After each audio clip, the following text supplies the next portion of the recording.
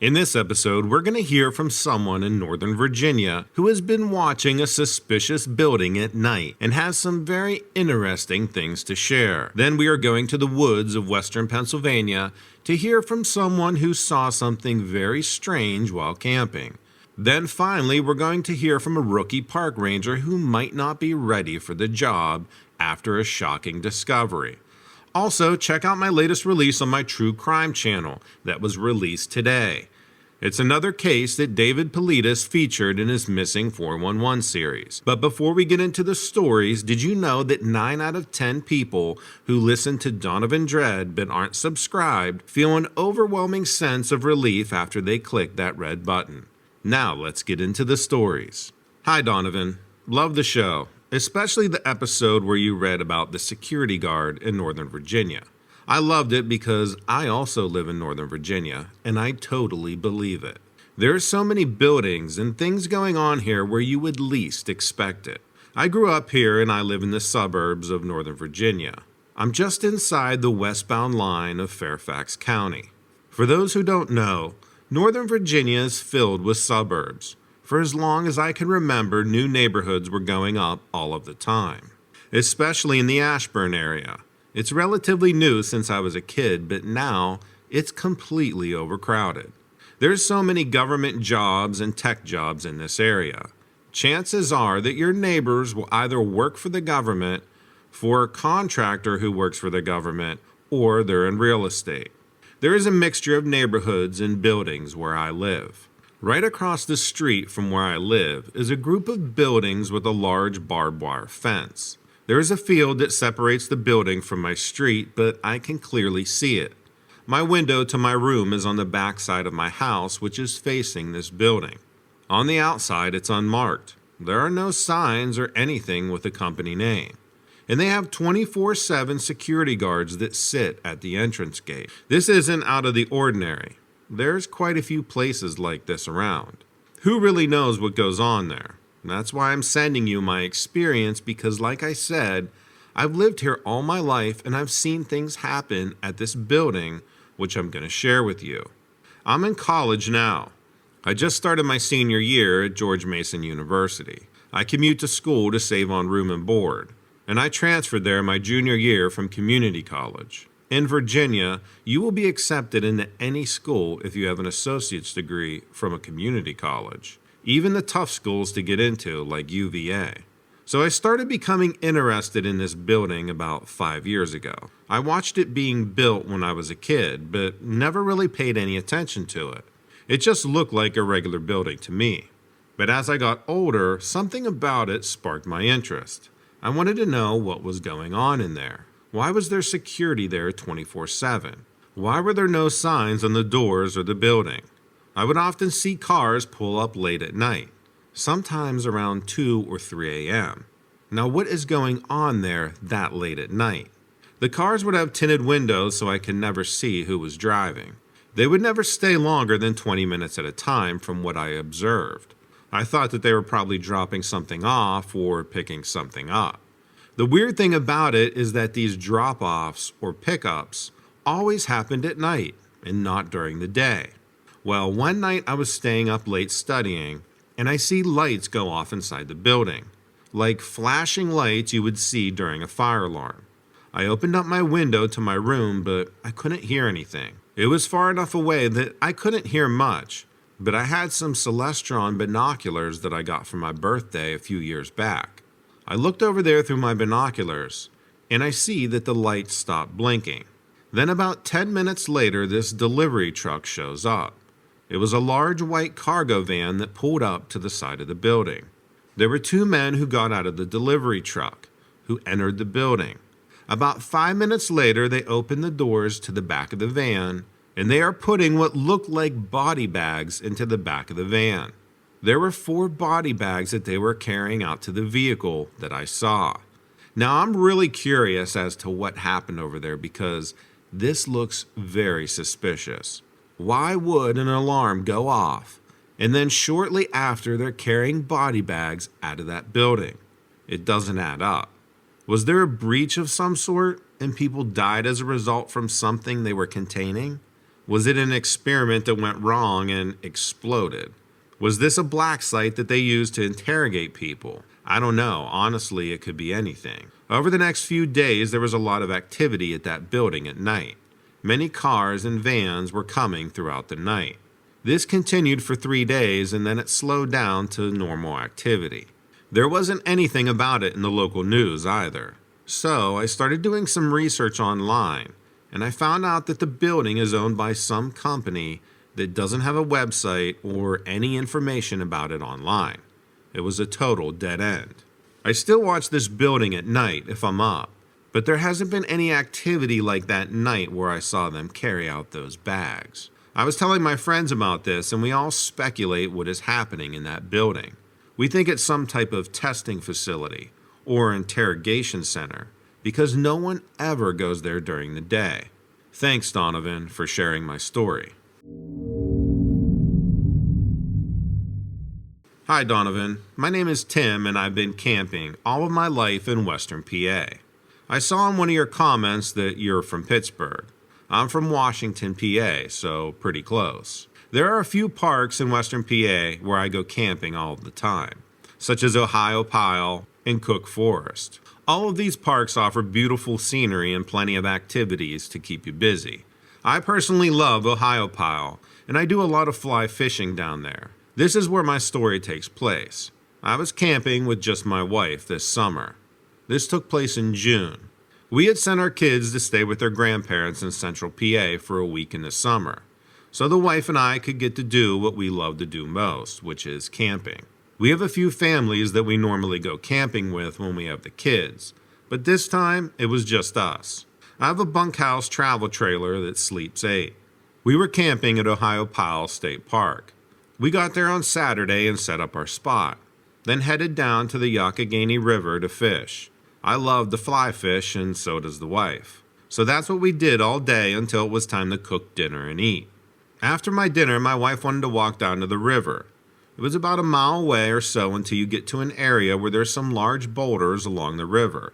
We just sat there and enjoyed nature. We sat on those rocks until it got dark, and then headed back to our camp with our flashlights.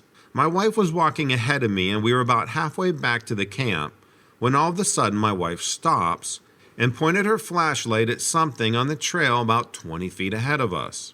I stopped too because I didn't know what she had seen, but when I shined my light at where she was pointing, I couldn't believe what I saw.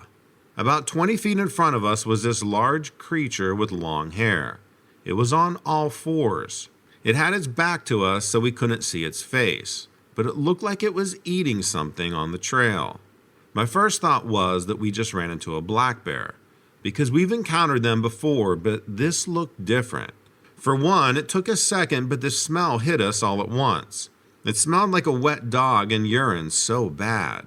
It was a very pungent smell.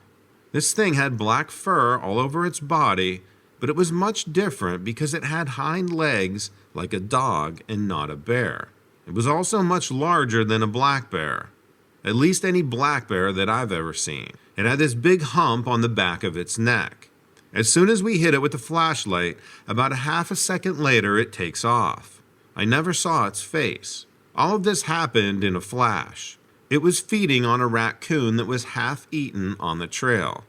I'm not 100% sure what this thing was because it happened so fast and it just took off as soon as we saw it. I was never able to see its face, but it sure felt like that dog creature you talk about on your channel. I would love to know if anyone else in the Western PA region has seen this creature. Only being a rookie on the search and rescue, I was deeply disturbed by my findings. I was assigned to the crime scene where I had found a dismembered body abandoned on the side of the road. Nevertheless, I was grateful for any experiences that would help me grow as a wildlife officer, and I knew that this experience would provide excellent training opportunities. The victim's head and limbs were scattered across several yards from each other. Due to this fact, we weren't able to determine the animal responsible. The one huge drawback to this was the further that we investigated, it didn't match any known killing of any local wildlife that we knew. Usually, we were able to identify teeth and bite marks, scratches and claw marks. There might be fur of an actual animal here that we tested, but it's not making any sense, because nothing came up as a match in our vast systems. No one could identify the clump of orange-looking matted fur that was left by the victim's head. The worst of the matter, it almost looked as if the head and limbs were ripped from the body. Not mauled or torn with teeth or claws. Ripped, using brute strength. Now you tell me, what the hell kind of animal would be able to do that? Once the police and medical examiner came, removing the body and any evidence, we were able to further explore the area. Since I was only a rookie, I had to tag along with one of the older guys. And to be honest, I was okay with that. I wasn't sure I was going to get the sight of that body out of my mind for a very long time. The boss told us that we had to check the area. Until that point, I didn't even know we split the area by letters. And before I could even glean any more information, we were off. I noticed that the ranger I was with had made sure the rifle was loaded and ready before we ever headed off. We drove around a bit, taking the truck through the woods, until we got to a far denser part of the parkland that I had never seen before. The ranger just sat there with the engine idling for a bit, looking into the trees in front of us, which were way too close together to drive through. It was weird, but I would have sworn there was something like fear in his eyes. "This is as far as I go," he told me. "Not only because the truck can't get through, but we don't belong out there." Of course, I had to ask what he meant by that, so I asked him, "What do you mean, don't belong?" "Rangers can't go. It's a private land." He looked at me and replied real seriously that people can't go in there. And it wasn't just exclusive to rangers. I wanted to ask more, but his silence seemed to imply that that was the end of the conversation. At least for now, and although it seemed to be a real odd thing to say, I didn't think too much of it, not right then anyway. We drove back to the ranger station, having scouted the area and not seen anything else suspicious, or indeed anything else at all. There didn't seem to be any deer, rabbits, or even a bird in sight. There was a strange atmosphere back at the station, too.